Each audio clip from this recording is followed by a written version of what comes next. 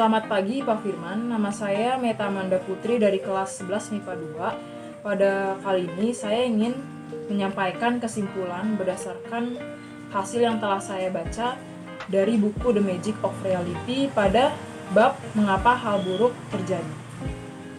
Pada bagian pendahuluan, penulis menjelaskan bahwa biasanya kita sulit melawan perasaan, bahwa entah bagaimana seharusnya ada semacam keadilan alam. Contohnya, hal-hal baik harus terjadi pada orang-orang baik, dan hal-hal buruk, seandainya pun harus terjadi, seharusnya terjadi kepada orang-orang jahat saja.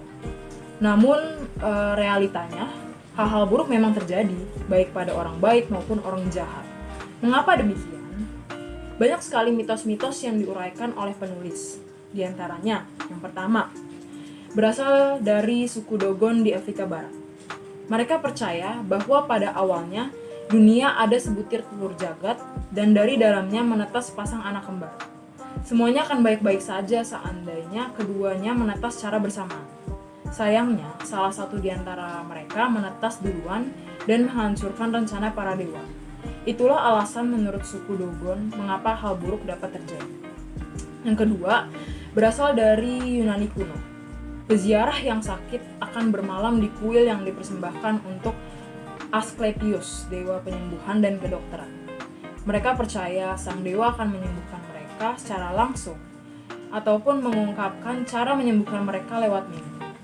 Selain itu, orang-orang sakit juga banyak mengunjungi Lourdes untuk menceburkan diri ke kolam keramat dengan harapan bahwa air suci itu dapat menyembuhkan mereka. Hal tersebut konyol karena penulis beranggapan bahwa mereka kemungkinan besar malah akan tertular sesuatu yang lebih parah dari orang lain yang berendam di kolam yang sama. Dan masih banyak mitos-mitos lain. Lantas, apa penyebab sebenarnya hal-hal buruk terjadi? Pada subbab ini, penulis memberikan penjabaran tentang hukum Murphy atau hukum brengsek, di mana hukum ini secara umum menyatakan bahwa bila suatu hal buruk bisa terjadi, maka hal buruk tersebut pasti betul terjadi. Bagi mereka yang percaya, mereka percaya bahwa seolah hal buruk terus merundung atau mengincar mereka. Contohnya ketika penulis akan melakukan syuting di daerah Oxford, mereka sengaja datang pagi-pagi sekali agar tidak ada kebisingan. Namun, yang terjadi malah sebaliknya.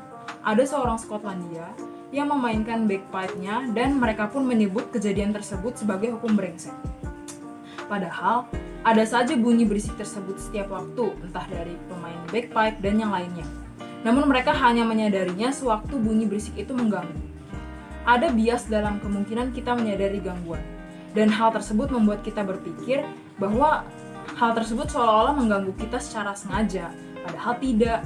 Di samping itu, terdapat pula hukum Pollyanna yang isinya merupakan orang-orang yang optimis bahwa biasanya hanya hal-hal baiklah yang akan terjadi. Penulis menyampaikan bahwa tidak ada alasan khusus untuk bertanya mengapa hal buruk terjadi. Namun terdapat pertanyaan umum lanjutan yang melandasi pertanyaan sebelumnya, yaitu mengapa ada yang terjadi. Banyak orang masa kini yang salah pengertian. Mereka menggunakan kata alasan untuk semacam tujuan, padahal seharusnya kata alasan digunakan untuk menyebutkan penyebab terjadinya suatu peristiwa. Contohnya, alasan terjadinya tsunami